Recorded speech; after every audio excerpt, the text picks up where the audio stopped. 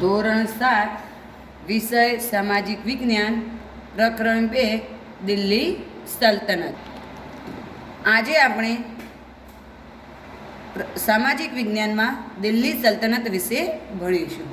હવે દિલ્હી સલ્તનત એ શું છે, એને કેવી રીતે દિલ્હી સલ્તનત માનવામાં આવે છે કે જે સમય દરમિયાન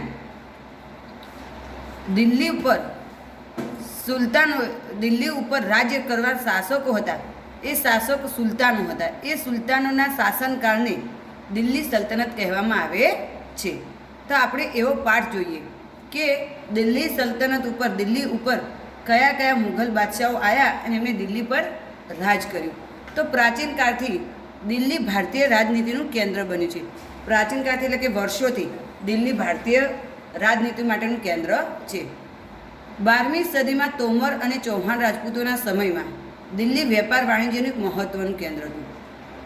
હવે પહેલાં આપણે આગળના ચેપ્ટરમાં રાજપૂતો વિશે ભણી ગયા હતા.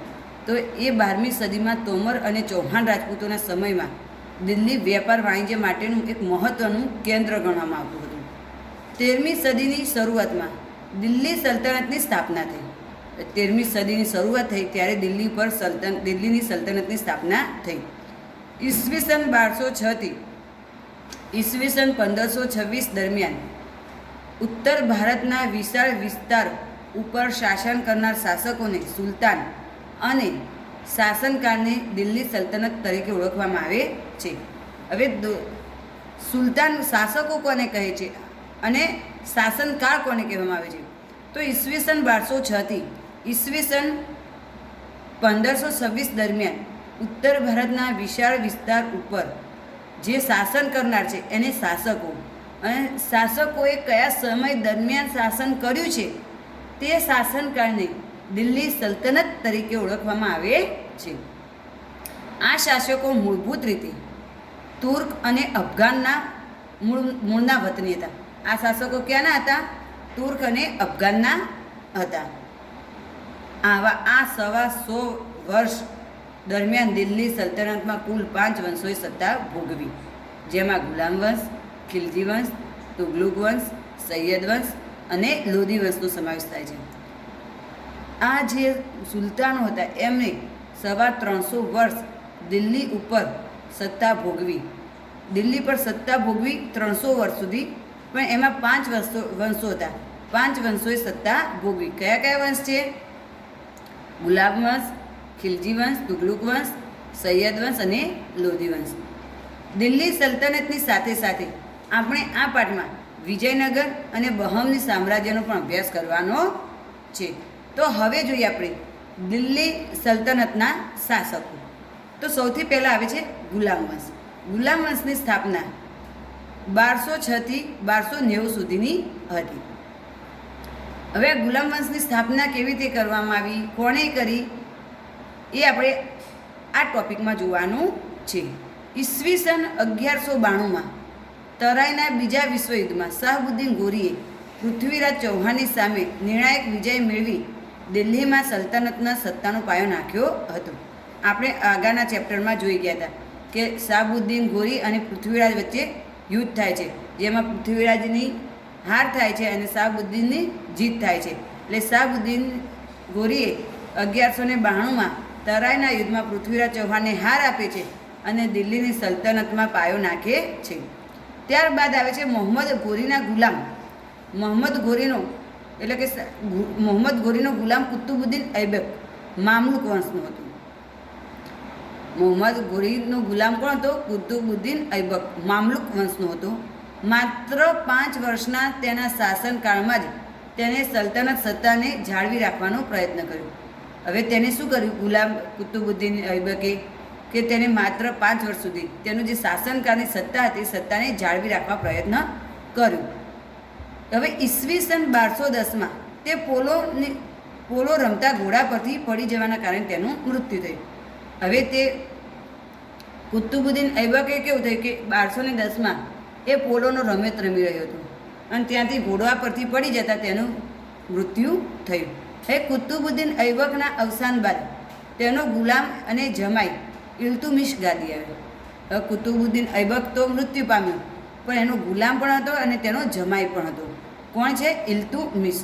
ઇલ્તુમિશ ગાદી પર આવે છે. તેણે સલ્તનત સત્તાને સર્વોપરી બનાવવા ચહેલગાન એટલે કે ચારગાનની સ્થાપના કરી, એટલે કે તેને 40 તુર્ક અમીરોના દળની રચના કરી. હવે ઇલ્તુમિશ શું કહે છે કે ઇલ્તુમિશે પોતાના શાસન દરમિયાન એની સત્તાને સર્વોપરી બનાવવા એટલે ચહેલગાન એટલે કે 4 ગાનની સ્થાપના કરી, એટલે કે એમાં શું છે 40 તુર્ક અમીર દળોની રચના કરી. તેણે રાજધાનીનું સ્થળાંતર લાહોરથી દિલ્હી કરી દીધું. એની જે રાજધાની હતી એનું સ્થળાંતર હતું લાહોર. લાહોરથી એને શું કરી દીધું? દિલ્હી કરી દીધું. ઇલ્તુમિશને ગુલામ વંશનો સાચો સ્થાપક માનવામાં આવે છે. ઇલ્તુમિશ શું છે? ગુલામ વંશનો સાચો સ્થાપક. પોતાના એક પણ પુત્રને સુલતાન બનાવવા યોગ્ય ન સમજતા ઇલ્તુમિશે પોતાની કાબેલ પુત્રી રજિયાને પોતાની ઉત્તરાધિકારી બનાવી. હવે ઇલ્તુમિશને શું થાય છે કે એનો પુત્ર એક પણ શાસન ચલાવી શકે એવો હતો નહીં, તે સત્તા ભોગવી શકે એવો હતો નહીં. એને એવા કોઈ પુત્રના અંદર એવા ગુણ નહોતા કે પોતે શાસન ચલાવી શકે. અને જો એને શાસન ચલાવી શકે એવું જો કોઈ હોય તો એની પુત્રી રજિયા હતી, જે પોતાની ઉત્તરાધિકારી તરીકે જાહેર કરી. ઇલ્તુમિશના અવસાન બાદ થોડા સમય બાદ તેની પુત્રી સુલતાના દિલ્હીની ગાદી આવી. હવે ઇલ્તુમિશના અવસાન પછી એની દીકરી રજિયા ગાદી પર આવે છે, જે દિલ્હીની ગાદી પર આવનાર પ્રથમ મહિલા શાસક હતી. જે દિલ્હીની ગાદી પર જો પ્રથમ મહિલા શાસક આવી હોય તો કોણ હતી? રજિયા સુલતાના. આપણે જીકેમાં પણ પ્રશ્ન હતો કે દિલ્હીની ગાદી પર પ્રથમ શાસક મહિલા કોણ હતી? રજિયા સુલતાના. એ સમયના ઇતિહાસકાર મિનહાજ એ સિરાજ પણ સ્વીકારે છે કે રજિયા સુલતાના તેના બધા ભાઈઓમાં સૌથી વધુ કાબેલ અને સક્ષમ હતી. હવે એ વખતનો જે ઇતિહાસ કરતા મિનહાજ એ સિરાજ એ પણ સ્વીકારે છે, એ પણ માને છે કે રજિયા સુલતાના જે હતી તે તેના બધા ભાઈઓમાંથી સૌથી વધુ જો કાબેલ હોય તો કોણ હતી? રજિયા. કાબેલ પણ હતી અને સક્ષમ પણ હતી. આમ છતાં એક મહિલાના શાસનકર્તા તરીકે માન્યતા ન મળી.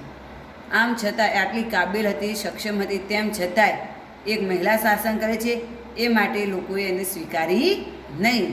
દરબારીઓ પણ તેને સ્વતંત્ર શાસક તરીકે સ્વીકારવા રાજી ન થયા. દરબારીઓ પણ તેને સ્વતંત્ર શાસક છે એ માટે સ્વીકારવા તૈયાર થયા નહીં. આમાં અમીરોની સત્તા લાલસા અને સતત ચાલતા વિદ્રોહને તેના શાસનનો અંત આવ્યો. હવે એમાં અમીરો કરીને કોઈ વંશજો હતા, એમની સત્તા લાલસા હતી, એમને સત્તા પર આવવું હતું અને સતત ચાલતા એમનો સતત વિદ્રોહ ચાલતો એટલે કે લડાઈ ચાલતી અને તેના કારણે શાસનનો અંત આવ્યો. હવે રજિયાના અવસાન પછી 6 વર્ષ સુધી રાજ્ય અંધાધૂંધીમાં ચાલ્યું. હવે રજિયા મૃત્યુ પામી એટલે 6 વર્ષ સુધી એ રાજ્યમાં અંધાધૂંધી એટલે કોઈ રાજ્ય કરતા હતો નહીં. અમીરોએ ઇલ્તુમિશના પુત્ર નાસિરુદ્દીનને દિલ્હીની ગાદીએ બેસાડ્યો. અમીરોએ શું કર્યું? હવે જે ઇલ્તુમિશનો પુત્ર નાસિરુદ્દીન હતો એને ગાદીએ તો બેસાડ્યો, પણ એ ગાદી ચલાવી શકે તેવો હતો નહીં. 21 વર્ષના તેના શાસન બાદ તેનું અવસાન થતાં ગયાસુદ્દીન બલબન ગાદી આવ્યો. હવે 21 વર્ષનો શાસનકાળ એટલે કે એને 21 વર્ષ સુધી શાસન સંભાળ્યું. કોને? નાસિરુદ્દીને. તે શાસન તો સંભાળ્યું, પણ તેનું અવસાન થતાં ગયાસુદ્દીન બલબન ગાદીએ આવ્યો. તેણે ચહેલગાન દળનો નાશ કરી શાસનતંત્ર પરથી અમીરોની પકડને હળવી કરી નાખી. હવે એને શું કર્યું? ગયાસુદ્દીને જે ઇલ્તુમિશે ચહેલગાન કરીને જે દળનો સ્થાપી હતી એનો ગયાસુદ્દીને નાશ કરી દીધો અને અમીરોપને પકડ હળવી કરી દીધી. અમીરોપની જે પકડ હતી એને છૂટ આપી દીધી. તેણે રાજાનું સ્થાન વધુ મજબૂત બનાવ્યું. તેને પોતે રાજાનું સ્થાન વધુ મજબૂત બનાવ્યું. બલબન સાહિત્ય અને કલાનું પોષક હતું. બલબનને સાહિત્ય અને કલા પ્રત્યેને ખૂબ પ્રેમ હતો, પોષક હતો. 22 વર્ષના તેના શાસનના થોડા સમય બાદ દિલ્હી સલ્તનત પર ખિલજી વંશની સ્થાપના થઈ. હવે 22 વર્ષ સુધી તેને શાસન કર્યું અને થોડા સમય બાદ દિલ્હી સલ્તનત પર ખિલજી વંશની સ્થાપના થઈ. હવે આપણે આગળ જોઈએ ખિલજી વંશ. ઈસવીસન 1290 થી ઈસવીસન 1320. જલાઉદ્દીન ખિલજીથી ખિલજી વંશના શાસનની શરૂઆત થાય છે. હવે ખિલજી વંશના શાસનની શરૂઆત ક્યારે થાય છે? તો જલાઉદ્દીન ખિલજીથી ખિલજી વંશના શાસનની શરૂઆત થઈ. જલાઉદ્દીનના 6 વર્ષના શાસન બાદ દિલ્હીની ગાદીએ મહત્વાકાંક્ષી સુલતાન અલ્લાઉદ્દીન આવ્યો. હવે અલ્લાઉદ્દીન કેવો હતો? ઉત્તર ભારત, ગુજરાત અને દક્ષિણ ભારત પર વિજય પ્રાપ્ત કરી સામ્રાજ્યનો વિસ્તાર કર્યો. હવે જલાઉદ્દીનના 6 જ વર્ષના શાસન બાદ દિલ્હીની ગાદી પર મહત્વાકાંક્ષી એટલે કે એની ઈચ્છાઓ પૂરી કરવાવાળો સુલતાન અલ્લાઉદ્દીન આવે છે. તેણે ઉત્તર ભારત, ગુજરાત, દક્ષિણ ભારત પર વિજય મેળવી અને તેની સત્તાનું સામ્રાજ્ય વધારી દીધું હતું. દિલ્હીમાં સ્થાયી સેનાની શરૂઆત કરી. તેણે સૈન્યના ઘોડા અને સૈનિકોની વિશિષ્ટ ઓળખ માટે દાગ અને ચહેરા પદ્ધતિની શરૂઆત કરી. હવે દિલ્હીમાં સ્થાયી સેનાની શરૂઆત કરી દીધી એટલે કે આ સ્થાયી લશ્કર જેને તૈયાર કરી નાખ્યું. તેણે એમાં સૈન્યના ઘોડા, સૈનિકોની વિશિષ્ટ ઓળખ માટે દાગ અને ચહેરા પદ્ધતિની પણ શરૂઆત કરી. આ ઉપરાંત ભાવ નિયમન, બજાર નિયંત્રણ, સંગ્રહખોરી નિયમન જેવા વહીવટી સુધારા કર્યા.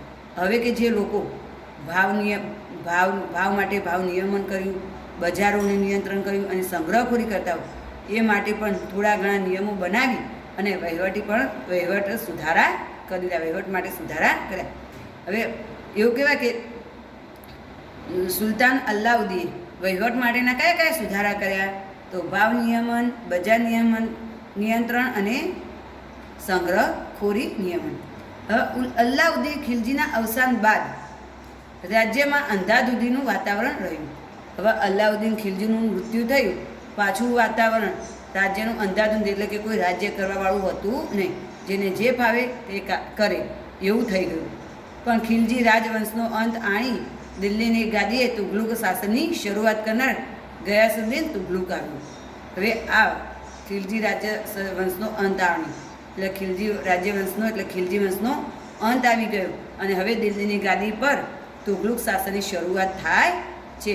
અને તુગલુક શાસનની શરૂઆત કરનાર કોણ છે? ગયાસુદ્દીન તુગલુક. હવે આટલું જાણો. અલ્લાઉદ્દીન ખિલજીના સમયમાં પ્રસિદ્ધ કવિ અમીર ખુસરો થયા, જેમણે કિરાતુલ સદાયન, આશિકા નૂહ વગેરે જેવી પ્રસિદ્ધ સાહિત્ય કૃતિઓની રચના કરી હતી. હવે આપણે જોઈએ તુગલુક વંશ. તુગલુક વંશની સ્થાપના ક્યારે થઈ? તો ઈસવીસન 1320થી ઈસવીસન 1414માં તુગલુક વંશ દરમિયાન મુહમ્મદ બિન તુગલુક એક પ્રતિભાવંત સુલતાન થયો, જેણે તેના સમયમાં કેટલીક યોજનાઓ અમલમાં મૂકી, જેમાં દિલ્હીથી દૌલતાબાદ રાજધાનીનું સ્થળાંતર, પ્રતિક મુદ્રા પ્રયોગ વગેરે જેવી યોજનાનો સમાવેશ થાય છે. હવે તુગલુક વર્ષ દરમિયાન મુહમ્મદ બિન તુગલુક છે એક પ્રતિભાવંત શાસક હતો, જેણે પોતાના સમયમાં કેટલીક યોજનાઓ અમલમાં મૂકી. કેટલીક યોજનાઓ બનાવી, જેમાં છે દિલ્હીથી દૌલતાબાદ રાજધાનીનું સ્થળાંતર કર્યું, પ્રતિક મુદ્રા પ્રયોગ કર્યો વગેરે જેવી યોજનાઓ બનાવી. પરંતુ મોટાભાગની યોજનાઓમાં વ્યવહારિકતાનો અભાવ તેમજ તબક્કાવાર અને આયોજનબદ્ધ અમલીકરણના અભાવના કારણે નિષ્ફળ ગઈ. તેથી ઇતિહાસમાં આ યોજનાઓ તિરંગી યોજનાઓ તરીકે સ્થાન પામી. હવે ઘણીવાર આપણે કંઈક કામ બનાવીએ છીએ, પણ જો એનું કોઈ પ્લાનિંગ જ ના કર્યું હોય તો આપણું એ કામ કેવું થાય છે? નિષ્ફળ જાય છે. એટલે આ જે મુહમ્મદ બિન તુગલુકે કે જે યોજના બનાવી એ મોટાભાગની યોજનાઓ શું થઈ? વ્યવહારિકતાનો અભાવ હોય, તેમાં તબક્કાવાર કે આયોજનબદ્ધ અમલીકરણ ન હોવાના કારણે તે શું થઈ? નિષ્ફળ ગઈ. અને તેના કારણથી ઇતિહાસમાં આ યોજનાને તિરંગી યોજનાઓ તરીકે ઓળખવામાં આવે છે. મુહમ્મદ તુગલુકના સમયમાં આફ્રિકન મુસાફર ઇબ્ન બતુતા ભારતની મુલાકાતે આવેલ. મુહમ્મદ તુગલુક બાદ તેનો પિતરાઈ ભાઈ ફિરોઝ શાહ તુગલુક ગાદી આવ્યો.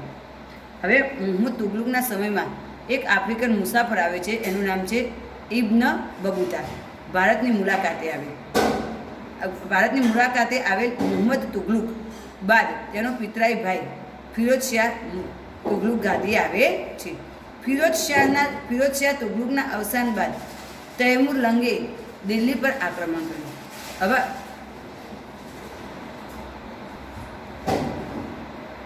ફિરોઝ શાહ તુગલુકના અવસાન બાદ તૈમૂર લંગે દિલ્હીની પર આક્રમણ કર્યું અને ઈસવીસન 1398થી 1399 સુધી તેને તૈમૂરે દિલ્હી પર આક્રમણ કર્યું અને જેથી સત્તાના પાયા હચમચી ગયા અને તુગલુક સત્તા મર્યાદિત બની ગઈ.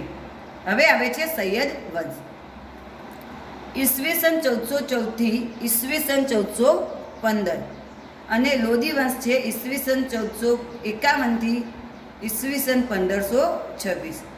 તુગલુક વંશના શાસનના અંત બાદ ખિજરા ખાએ સૈયદ વંશની સ્થાપના કરી.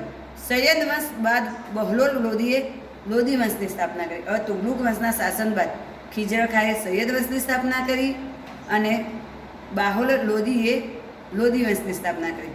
બહલોલ લોદીએ સલ્તનતનો પ્રથમ અફઘાન શાસક હતો. બહલોલ લોદી કોણ હતો? દિલ્હી પર જે સત્તા કરવાવાળો હતો એ અફઘાનનો પ્રથમ શાસક હતો. લોદી વંશનો અંતિમ બાદશાહ ઇબ્રાહિમ લોદી હતો. લોદી વંશનો અંતિમ બાદશાહ કોણ છે? ઇબ્રાહિમ લોદી.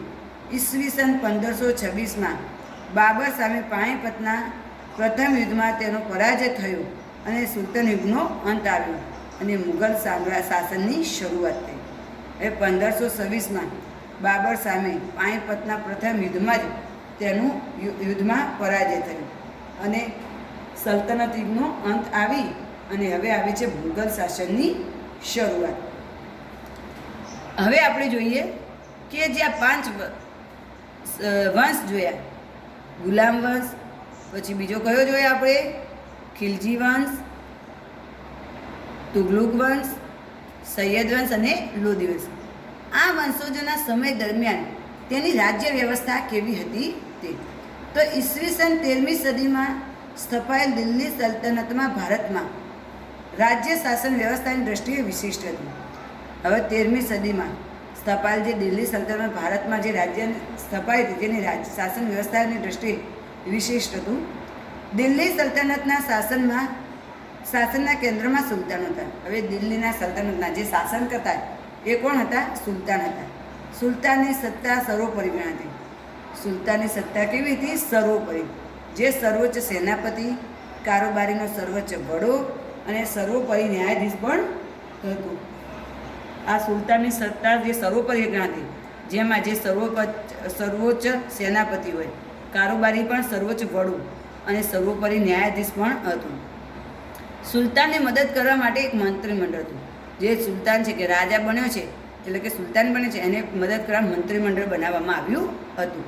મંત્રીમંડળના મંત્રીઓ અને અધિકારીઓની નિમણૂક સુલતાન કરતું. હવે જે મંત્રીમંડળના મંત્રીઓ હોય, અધિકારીઓ હોય, તેની નિમણૂક સુલતાન કરે. સલ્તનત શાસન કેન્દ્રીય, પ્રાંતીય અને સ્થાનિક એમ 3 વિભાગોમાં વહેંચવામાં હતું.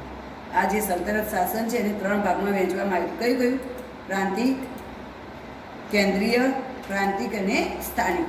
આમ 3 ભાગમાં વહેંચવામાં આવ્યું હતું. હવે જોઈએ એમાં 3 ભાગ જોઈએ. પહેલો જોઈએ કેન્દ્રીય શાસન. કેન્દ્રીય શાસન એટલે કે કેન્દ્ર પરથી ચાલતું હોય તે. સુલતાન પછી મંત્રીમંડળનું મુખ્ય હતું. સુલતાન પછી કોણ હતું? મંત્રીમંડળ મુખ્ય હતું. સુલતાનનો પ્રધાનમંત્રી વજીર કહેવાતું. જે સુલતાન હોય એનો જે મંત્રી હોય એ મંત્રીને વજીર તરીકે ઓળખવામાં આવતું હતું. જે વહીવટનો તંત્રનો વડો હતો. જે વહીવટી કામકાજ હોય એ એના તંત્રનો વડો હતો. આ ઉપરાંત મંત્રીમંડળના સેના વિભાગ, પત્ર વિભાગ, ધર્મ વિભાગ, વિદેશ વિભાગ, ગુપ્તચર વિભાગ વગેરે વિભાગોનો સમાવેશ થતો. પ્રશ્ન એવો હોય કે કેન્દ્રીય શાસનમાં કયા કયા વિભાગોનો સમાવેશ થતો? તો મંત્રીમંડળમાં સેના વિભાગ, પત્ર વ્યવહાર વિભાગ, ધર્મ વિભાગ, વિદેશ વિભાગ, ગુપ્તચર વિભાગ, આમ ઘણા બધા વિભાગોનો સમાવેશ થતો હતો. આમ થોડા અંશે આધુનિક મંત્રીમંડળની જેવી વ્યવસ્થા તે સમયે જોવા મળે છે. હવે જોઈએ પ્રાંતીય શાસન. સલ્તનત કાળમાં પ્રાંતને જાગીરમાં વહેંચવામાં આવતું, જેને ઇક્તા કહેવામાં હતું. આજે સલ્તનત કાળમાં પ્રાંતને જાગીરમાં વહેંચવી દેવામાં આવતું, એને ઇક્તા તરીકે ઓળખવામાં આવતું. ઇક્તાઓનો વડો ઇક્તેદાર કે મુક્તિ કહેવાતો. જે ઇક્તાઓનો વડો છે એને ઇક્તેદાર કે મુક્તિના તરીકે ઓળખવામાં આવતું. જે પ્રાંતની કારોબારી અને ન્યાયતંત્રનો વડો હતો. કયો હતો? પ્રાંતની શાસન પદ્ધતિમાં પ્રાંતની કારોબારી અને ન્યાયતંત્ર માટે વડો કહેવાતું. તેનું કાર્ય જમીન મહેસૂલ એકત્ર કરવાનું અને સુલતાનને જરૂર પડે ત્યારે લશ્કરી મદદ કરવાનું હતું. હવે એનું કામ શું હતું? ઇક્તેદારનું એટલે કે મુક્તિનું શું કામ હતું? તો તેનું કાર્ય જમીનનું મહેસૂલ ભેગું કરવાનું અને સુલતાનને જરૂર પડે ત્યારે લશ્કરની મદદે પહોંચવાનું કાર્ય હતું. જો કે અલાઉદ્દીન ખિલજી અને મોહમ્મદ તુગલકના સમયમાં કેન્દ્રીય શાસને ઘણા મહત્ત્વ આપી ઇક્તેદારો પર નિયંત્રણ સ્થાપવામાં આવેલ છે. હવે અલાઉદ્દીન ખિલજી અને મોહમ્મદ તુગલકના સમયમાં કેન્દ્રીય સેનાને મહત્ત્વ આપી ઇક્તેદારો પર શું કરતા? નિયંત્રણો આપવામાં આવતા. હવે જોઈએ આપણે સ્થાનિક શાસન. પ્રાંત પછીના એકમને જિલ્લા અને તાલુકામાં વહેંચવામાં આવતા, જેને અનુક્રમે શીખ અને પરગણા કહેવામાં આવતા. ગામનો વહીવટ મુખી કે મુકદ્દમ કરતો, તેની પરવારી અને કારકુન મદદ કરતા. હવે સ્થાનિક શાસન છે. પ્રાંતના પછીનો જો એકમને જિલ્લા તથા તાલુકામાં વહેંચવામાં આવતો, જેને અનુક્રમે શીખ અને પરગણા કહેવામાં આવતા. ગામનો વહીવટી મુખી કે મુકદ્દમ કરતો, તેને પરવારી અને કારકુન મદદ કરતા.